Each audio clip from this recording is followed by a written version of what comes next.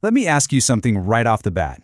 Do you ever just feel totally exhausted? And I don't mean from physical labor. I mean from fighting wars you were literally never meant to fight. We're talking about tension at work, constant arguments with family, or those endless, draining battles on social media. Well, you're absolutely not alone in that. Today's explainer is really going to shift your entire perspective. We're diving deep into Sun Tzu's 2,500-year-old masterpiece, The Art of War. And hey, before you tune out, no, this is not about swords and horses charging into battle. It's actually all about human behavior, emotional intelligence, and self-control, right here in the modern age. And you know the strangest part about all these daily conflicts? The harder we fight, the more exhausted we become. We live in this world that is constantly inviting us to the battlefield. But what if the way we've been taught to handle conflict is completely backwards? What if true strength isn't actually about how well you fight, but about how intelligently you can avoid fighting altogether? Okay, let's unpack this. When most people hear the word war, they immediately picture physical destruction. But Sun Tzu defined it way more simply. To him, war is just any situation where forces compete.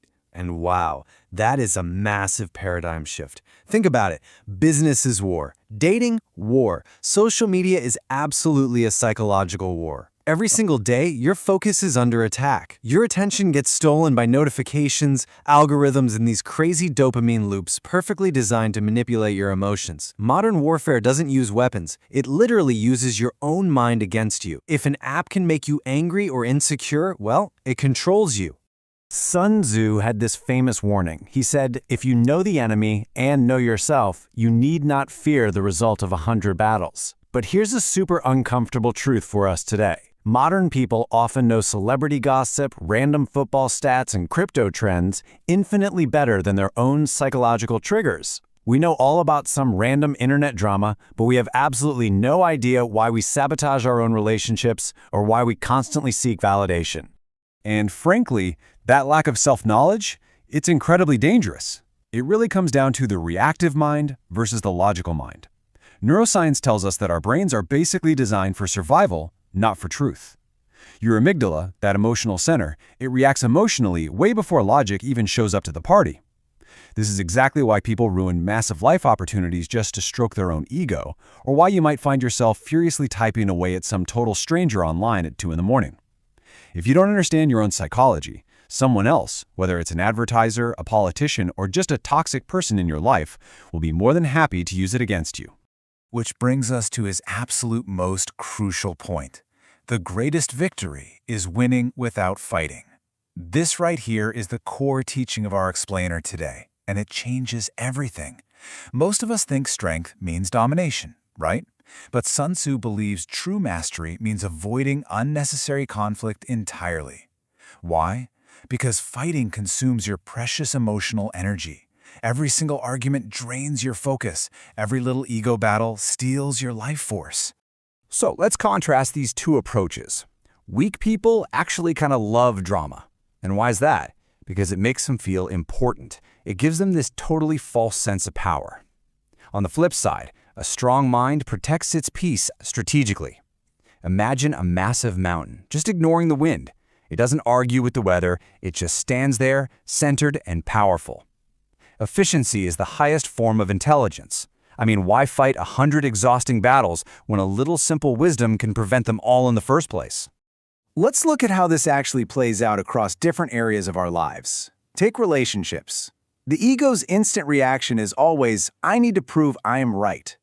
But wisdom's strategy pauses and asks, okay, what outcome actually matters here? Because honestly, sometimes winning the argument means losing the relationship. In business, the ego attacks emotionally, while wisdom positions strategically. Have you ever noticed how a giant like Apple rarely argues publicly? They just execute. And in personal growth, the ego reacts instantly, but wisdom pauses, observes, and calculates. It's a hard truth, but people who cannot control themselves will always try to control others. Section 1. Why we keep losing. The 5 modern traps. So if this ancient wisdom is so clear, why on earth do we keep losing? Well, Sun Tzu believed that losing usually begins long before the battle even starts. We lose because we live reactively instead of strategically. completely falling into 5 specific traps that modern society has practically gift-wrapped for us. First, fighting every single battle. Look, not every opinion deserves your response. The internet has turned millions of us into unpaid emotional volunteers who just wake up angry for free. Second, a total lack of patience. We want instant success, instant healing, and that just makes us impulsive and super easy to manipulate. Third is emotional predictability. Listen, if someone knows how to trigger you, they own you. Fourth is ego addiction, which completely blinds our clarity. And fifth, as we touched on earlier, lack of self-knowledge. Living as a stranger to your own fears and motivations is pretty much a guaranteed way to lose. Just notice the stark contrast between ego addiction and true mastery here. Ego constantly wants to appear powerful. It's always seeking validation and honestly, usually comes off as arrogant. Mastery, though, wants to actually become powerful through quiet growth. Carl Jung famously warned that until you make the unconscious conscious, it will direct your life and you will call it fate. Sun Tzu would completely agree with that. Arrogance blinds your strategy. The second ego enters the room, clarity instantly exits. Section 2. The Art of War for Modern Life. So, how do we actually build our psychological armor? It comes down to a really practical 5-step strategic framework for mastering the modern mind. Here's your playbook. Step 1. Master your mind first. Pay close attention and observe what angers and distracts you. Step 2. Choose your battles carefully.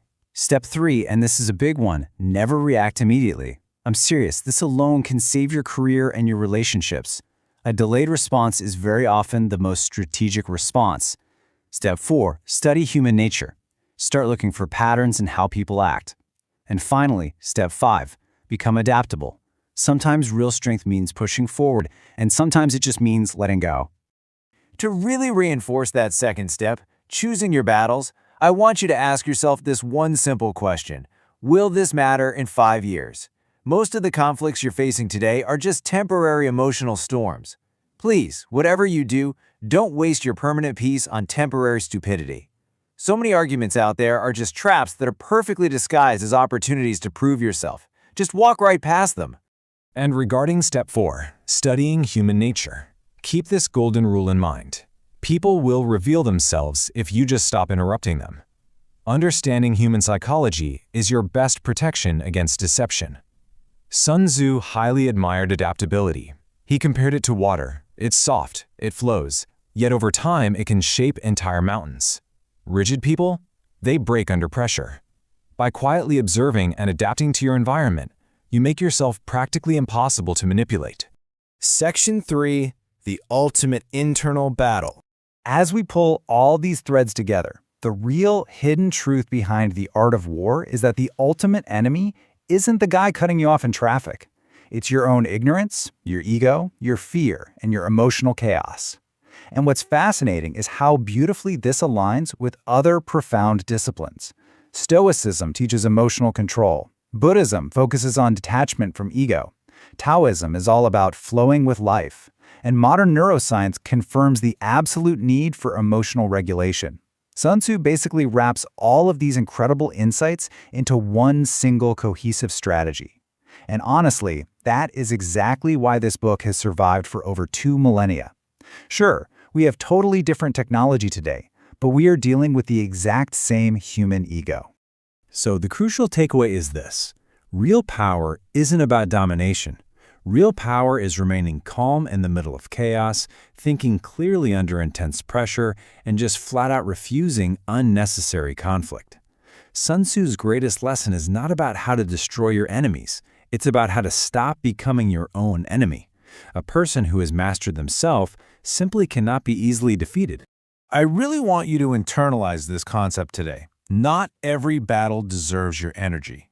The very next time life tries to provoke you, whether someone leaves a toxic comment on your post, a coworker tries to throw you under the bus, or a bad driver cuts you off, remember this. Sometimes the absolute strongest move you can possibly make is silence. Sometimes the wisest, most strategic move is simply walking away. Because winning without fighting, that is the ultimate form of intelligence. Creating inner peace in a world that is totally addicted to conflict is literally the greatest victory of all. So, I'm going to leave you with this final, provocative thought. Are you ready to stop being your own enemy? Start observing, start pausing, and stop giving your precious energy away to battles you were never, ever meant to fight. Thank you so much for joining me on this explainer, and I highly encourage you to take these strategies and start applying them to your daily life starting right now.